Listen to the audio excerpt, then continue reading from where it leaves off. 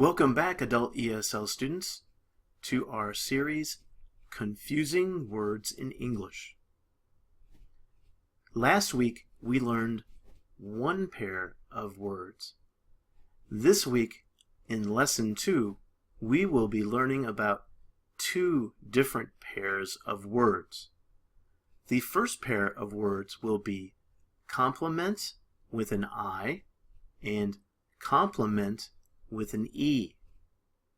The second pair of words will be aisle, spelled A-I-S-L-E, and aisle, I-S-L-E. So before we begin this lesson, please, if you want to see last week's lesson, you will be receiving some information about how to find our YouTube page, our Facebook page, and our Twitter page, where you can find last week's lesson. So let's go ahead and begin today's lesson. Here are our first pair of words, complement with an I and complement with an E. But before I begin explaining this pair of words to you, I want to divert your attention to the left. Notice that there is a word here called homophone. Homophone are words that sound alike but have a different spelling and meaning. Both pairs of words today that you will be learning about are homophones. They have the exact same sound, they are spelled differently, and both have a different meaning. So you will want to remember this word for future reference. So let's start with complement with an I. It is a noun. It's commonly used as a noun. And here are some of the meanings that I got from Merriam-Webster's dictionary. So the first meaning, with two smaller categories. The first one is an expression of esteem, respect, affection, or admiration, especially an admiring remark. So when you get admiring remarks, some people will maybe say to you, "You did a great job today. I really appreciate the work you did, and others should follow your example." That's a very nice thing, a very admiring, respectful remark. Maybe you receive that from your coworker or your boss. Or maybe your friend would say, "You know what? I really like how you paint. Will you teach me how to paint? I really admire your work," or respect your work. That's a very nice thing to hear, right? Now on the second, on B, it is more formal, or a higher level of meaning, similar meaning but higher level. It is a formal and respectful recognition. So you could maybe you were receiving a kind of reward of some kind, or maybe you are giving a compliment, more formal compliment to like your best friend because they're your best friend, so you give them more of a formal and respectful type of appreciation. In number 2, it says if you were to use compliment in a plural form, it has a more general meaning. It means best wishes, regards, accept my compliments, or compliments of the season. Some of these things you will see at the end of a letter, like best wishes, or regards, or accept my compliments, or compliments of the season. Maybe you will see them at the end of like a thank you card, or or just a very nice card like your birthday or something like that. It is not uncommon to see those things there. And they are just very nice things to say to people in general. Now, I found this information in the Merriam-Webster.com online dictionary because obviously I cannot remember every definition in my head. So I gave credit to this because if you borrow anybody's information, even if it's word for word, or even if you use some of it and put it in your own words, you have to give credit for it because it is a copyright law, and I don't want to get in trouble. So, here are some sentence examples about what I had already shown you. In number 1, today, my colleague gave me a wonderful compliment because of the great work I am doing with my students. That's not uncommon. I personally received something like that when I first worked in the intensive English program, and a colleague came up to me and told me that he really respected the way that I worked with my students because I seemed very sincere and the fact that I really wanted them to succeed. So that is a very nice thing to hear from someone. In B, it says, if I could give a compliment to someone, it would be my best friend. He is a very honorable man. So in a very formal sense, when I say somebody is honorable, it's not just a little pat on the back. It means I have deep, deep respect for him, and it is a more formal thing to say about someone. So it is if you have a best friend, they are going to really appreciate that. Yeah. And number 2, it says, my compliments to the baseball team for giving the school a great season this year.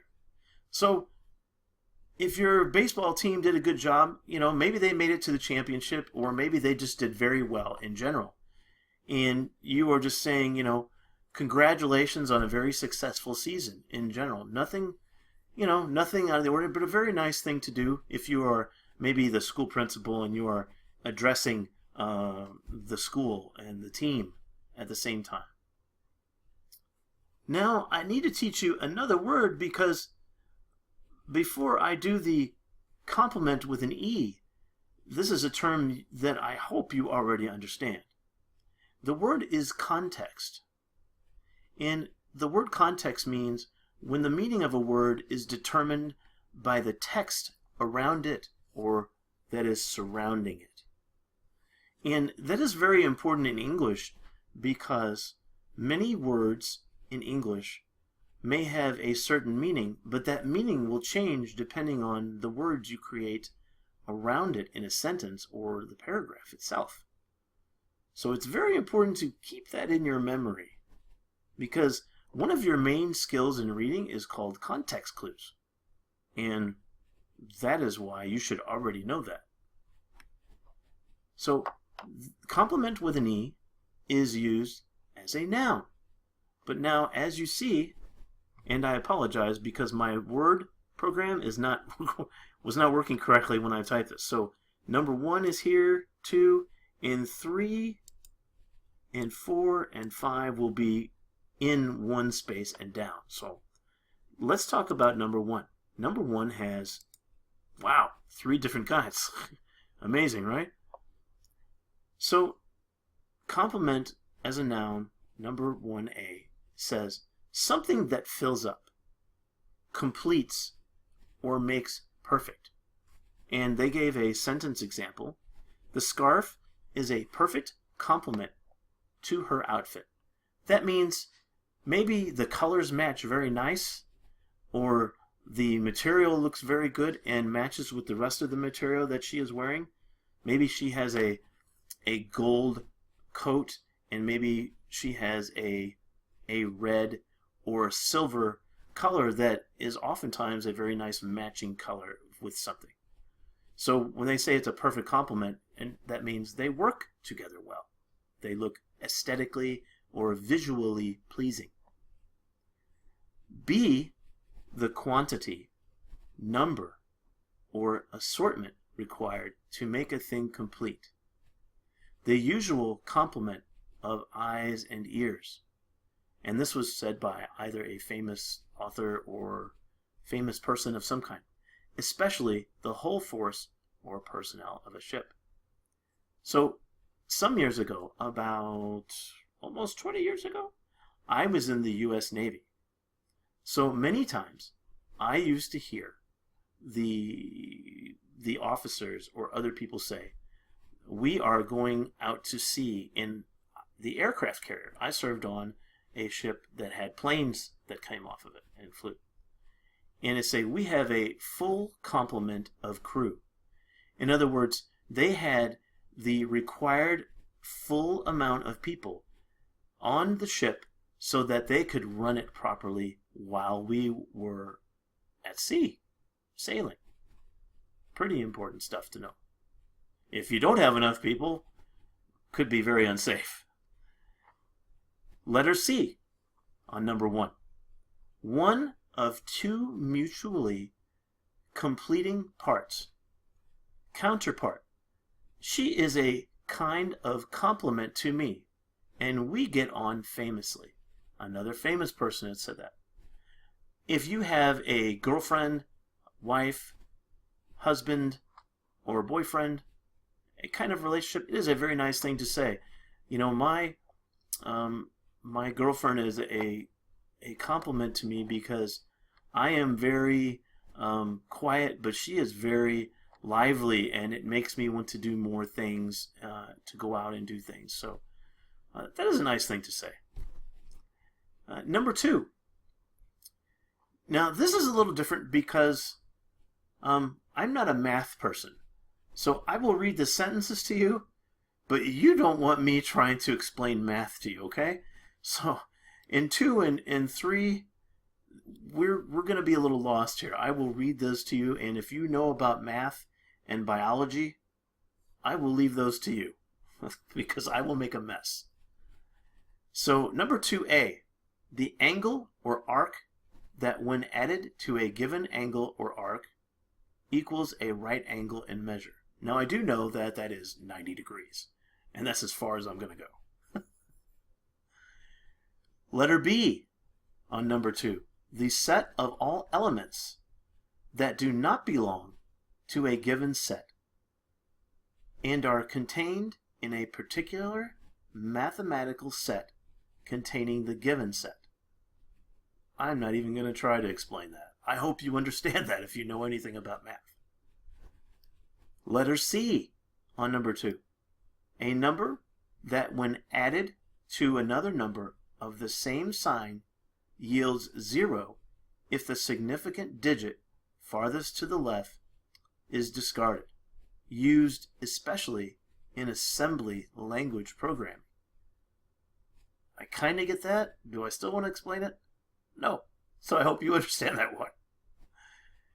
Number 3 is a musical term. I need to correct myself because that is not a biological term. The music interval required within a given interval to complete the octave. Number 4, an added word or expression by which a predication is made, such as president in they elected him president, and beautiful in he thought her beautiful. Number 5 is biological, and this is a little bit of a difficult word you do not hear every day, so I apologize in advance. The thermoibal group of proteins in normal blood serum and plasma that in combination with antibodies causes the destruction especially of particular antigens such as bacteria and foreign blood corpuscles. So, after that mouthful, that is a good example of the different ways that complement can be used in context, different by subject even, which can be very confusing. Now, if we look at the sentence examples, I did them in order, as similarly I did here at the top. They are in that same order. So sentence 1A says, the sport coat is a perfect complement to your casual wardrobe. As I mentioned here, it looks very nice. So I am saying I have many casual clothes that will look very good with this sport coat. Maybe this sport coat is blue, and I have many clothes that have matching colors like gray or yellow or other kinds that are a complement. Letter B. The aircraft carrier left port with a full complement of personnel. As I mentioned before, maybe you are in Norfolk, Virginia. There is a naval port there.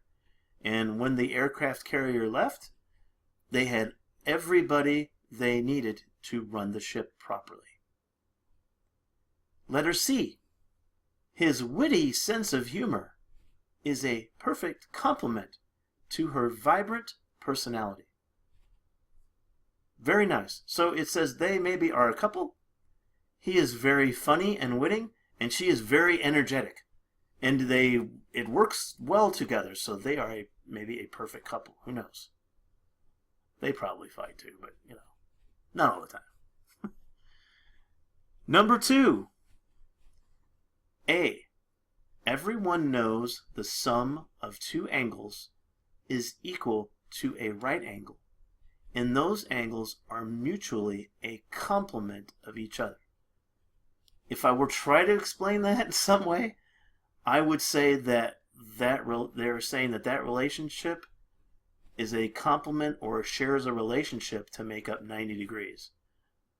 Maybe one's 45 degrees, another one's 45 degrees. Maybe one's 35 and one's 55 degrees. Letter B. This one, there's no way I'll be able to explain it, but I did create a sentence that I took from Merriam-Webster or online, just to note that I get credit. The complement of AA is the set of elements that are not in AA. A is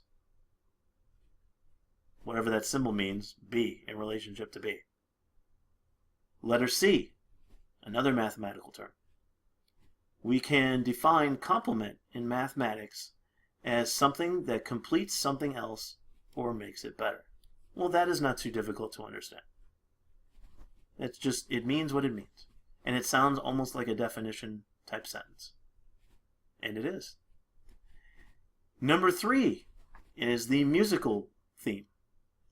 In music theory, complement refers to either traditional interval complementation or the aggregate complementation of 12-tone and serialism.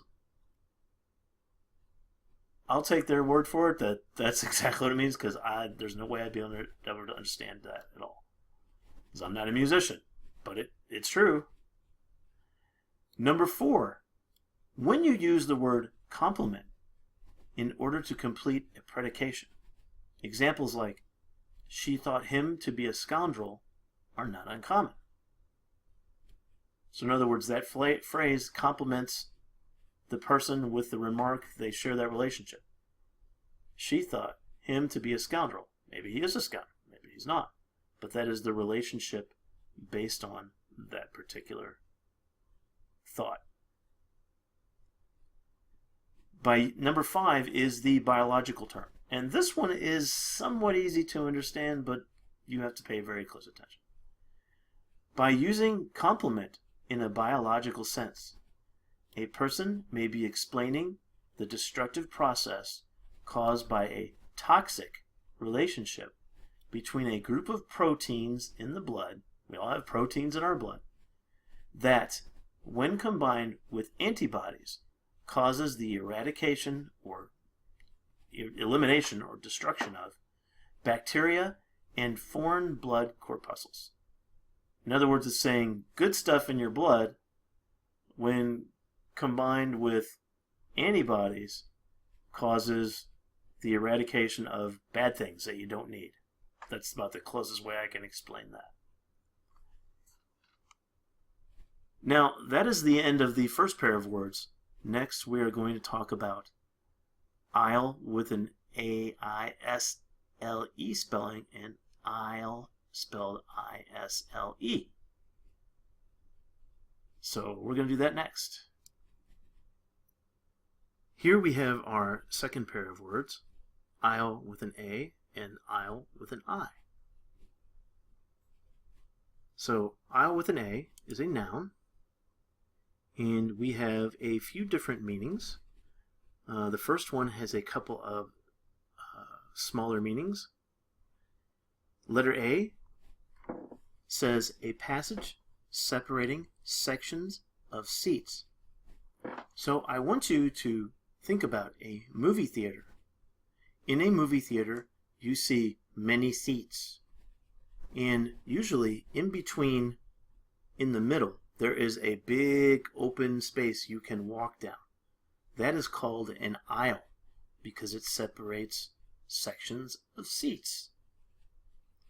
Number 2, A, separating opposing parties in legislature. Usually that means something about the government. So if you see politicians sitting in a room with many seats, usually you see separation. Maybe seats over here contain the Democrats, and seats over here maybe contain the Republicans, and maybe they are arguing about a law or something. And that is a very common thing, especially in the United States, trying to get something done. Letter B, a passage for inside traffic, such as in a store or warehouse. Well, let's talk about a store. Everyone knows what Walmart is. Walmart has many rows, and in between there are aisles. So if you say, where are your computer supplies? They will say, go to aisle number 19. And then you will look up for the number of the right aisle with the sign that says computer parts. And then you will go to that aisle, and there are computer parts here and here usually. Number 2, it can also be used as an idiom or expression. I want you to think about a church now. If you are in a church, there are seats on both sides and usually an empty space down the middle, an aisle. So if you are getting married, you have to walk down the aisle when you enter the church to all the way the inside of the church, where the priest or preacher or any other name of the holy person is going to marry you. So when people say, in about 2 months, we're going to be walking down the aisle, they mean they are getting married. Some sentence examples. Number 1A1. During the play, an employee of the theater walked down the aisle to check our tickets. So in some movie theaters, they will come with a flashlight and they will make sure that you have a ticket and you should be there. Some places do that. Number 1A2. At the time of the debates, the Democrats were seated on the left side of the aisle, and while the Republicans sat on the right side of the aisle. B. Shopping in the men's clothing department is very nice. I enjoy that myself. Especially when I go down the sport coat aisle where I spend a lot of my time. And I do because I'm a professor at the university part-time and I like to look nice. So I look for very nice sport coats. Number 2. John woke up in a cold sweat after waking up from a nightmare in which he was walking down the aisle with his ex-girlfriend. Ooh, maybe that is kind of scary, because if she is your ex-girlfriend, you no longer have a relationship with her. Why do you want to remember that? Now, I would wake up a little sweaty too. That would make me nervous. Now we are going to talk about isle with an I. And this is very simple. An isle, as a noun, is another word for island. Now, in this sentence, it says, where can I find the Isle of Man on a world map? Somewhere I saw this on a geographical map called the Isle of Man. It was the name of an island. Now, that is it for our pairs of words today. So let's go ahead and kind of sum up everything we have learned in this 25 minutes. Last week, in our first lesson, we learned about affect with an A versus affect with an E. Today, in our second lesson, we learned about two very important keywords for this lesson. We learned about the word homophone. We also learned about the word context. We learned about the first pair of words, complement with an I and complement with an E.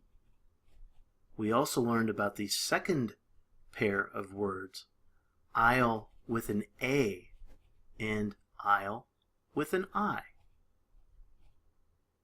If you enjoyed today's lesson and want to know how to get in contact with us, we have 3 ways to do that. We have a Twitter page that you can go to, and if you want to send us a message, please feel free to do that. Maybe follow us if you want. We also have a Facebook page, and we are also available by contact there by either chat or via any message. And lastly, we have a YouTube channel that if you enjoyed these lessons so far, you can feel free to subscribe to the channel. We would be very happy to have you as a subscriber, and every week you can be guaranteed to get at least 1 pair of words or more per lesson, as well as other videos we will produce through the week involving American culture or ideas about education that might help you as an adult ESL student. So thank you again for watching this lesson today, and I hope you have a wonderful week, and we hope to see you next time. Bye now. Have a great day.